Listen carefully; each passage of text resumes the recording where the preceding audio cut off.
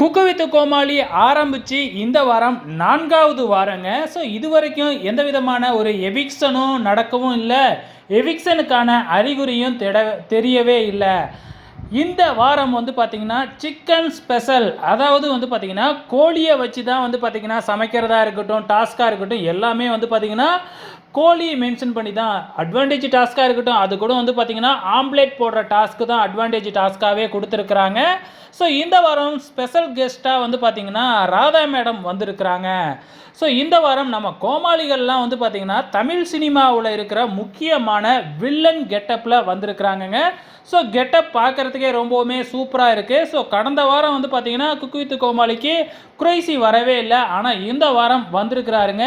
So நம்ம குறைசியோட getup அப்படி பார்த்திங்கன்னா அயன் படத்தில் வர்ற கமலேஷ் பயங்கரமாக இந்த வாரம் வந்து பார்த்திங்கன்னா நம்ம குறைசியோட டாமினேஷன் இருக்கும்னு நினைக்கிறேன்.